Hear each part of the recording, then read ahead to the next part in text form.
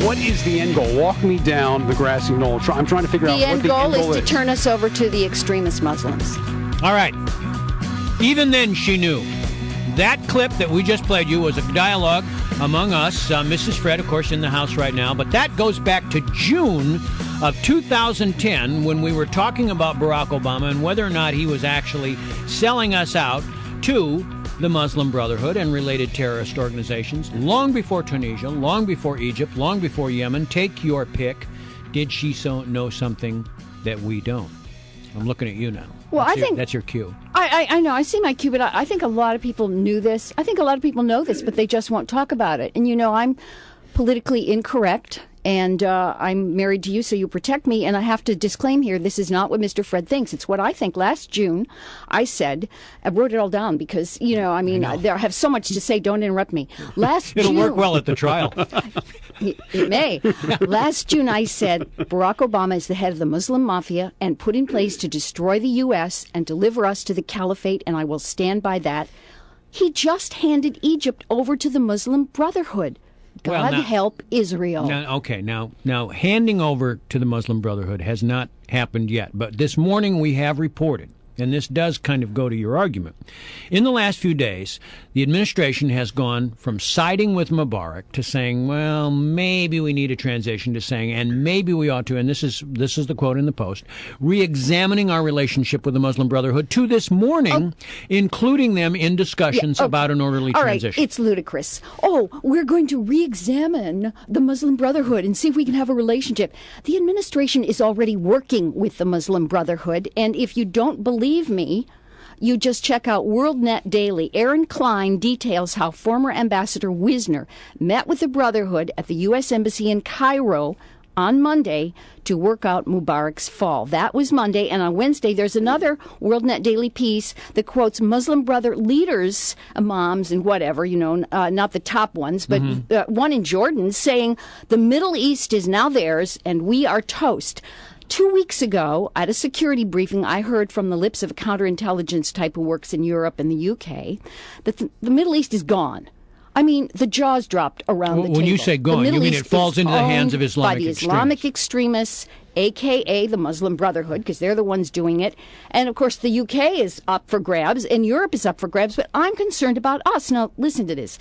The Brotherhood, we've been talking about this forever, has been infiltrating our government for decades. Decades. The same Muslim Brotherhood that spawned Al-Qaeda and Hamas, and they control many of the other terrorist organizations of the world. They assassinated Egyptian President Sadat in 1981. Correct. And because of a court case in 2008 that we refer to all the time. The Holy Land Foundation. That's it. We know that the Muslim Brotherhood controls many of the prominent Islamic organizations in the U.S. These are the same organizations that primarily work with the government under the guise of, we have to understand them. We have to understand what they're doing and how we can work with them. These are the same organizations that are protesting the Peter King hearings. Of course they are. I talked to John Gondola about that yesterday. Absolutely. And they're in the White House, they're at the FBI, they're at the CIA, DHS, State Department, just to name a few. I'm not going to name all of them. There are dozens of them. The Council on American Islamic Relations, or CARE, the Muslim Students Association, the Muslim American Society, and the Islamic Society of North America. Now, about that, it's called ISNA. Just listen to this. Guess who showed up to say a prayer representing American Muslims at Obama's inauguration? Ingrid Mattson, then president of ISNA, a terrorist organization owned and operated by the Muslim Brotherhood. Mattson also, this gets good, represented ISNA at Obama's annual end of Ramadan dinners. That's when they break the fast and celebrate killing Christians. And last year, at that happy event, Obama announced his support for the rights of Muslims to build an Islamic cultural center and mosque 2 blocks from the site of 9/11. And and I know, Fred, because we talked about it this week, that according to the Muslim Brotherhood strategic plan, their explanatory memorandum, Islamic centers, it's all written down, are to be set up in every city, and these are just some of the words they use to describe it, to achieve the goal of settlement, to educate, and to supply our battalions. Battalions. They're the Islamic centers. That's from the explanatory memorandum. That's what they say. And also, they are involved in every single Islamic center in our country, I have been told. Okay. Are you interrupting me? No, I want you to take a breath so I can give the phone number out here, because this is really the question. Was she right all along? Did she see this coming? Was she a Cassandra? Or as Rod Steiger would say, is she just crazy? All right. But that's the point. You. All right. 888-630-WMAL, or you can text 68683-GRANDY and give us your opinion. I have to say, as somebody who lives with you every day, and we continue this conversation when we're off the air, that events are beginning to align to make you look like you knew what was going on. This follows on what John Guandola was saying yesterday about Muhammad Badi, the new head of the Muslim Brotherhood, who has been, as recently as September of this year, saying our mission is jihad. The time is now. And I guess the professor at Al-Azhar University, Imad Mustafa. Right. But the real question is, and this is really what you've been saying all along: is Barack Obama aiding and abetting this cause? Is this part of another agenda, or is he just being duped? Okay, well, if he's being duped, that's the key. Is he being duped, or is he really this? Well, yeah. Come on, how could he? I can understand George Bush being duped. I cannot understand Barack Obama being duped.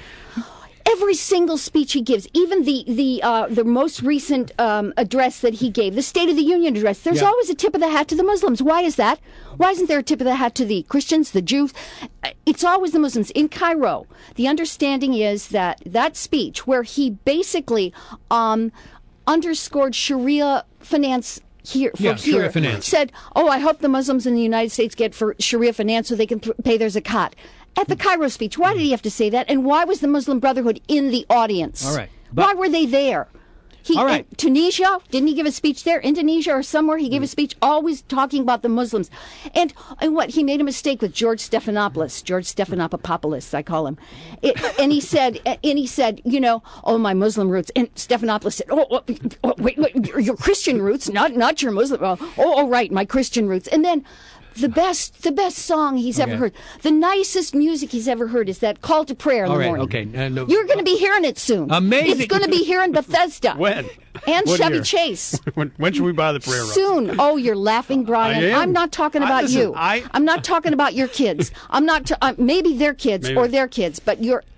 Stonings in Central Park at 10 a.m. Okay, all right. That's a good way to go to the phones, because this is amazing. Evidently, people want to call in and talk about this. I don't know how this happens. Whenever you get in the studio, it's just you my light up friends. the phone. Yeah. But no. Let's get to the serious point.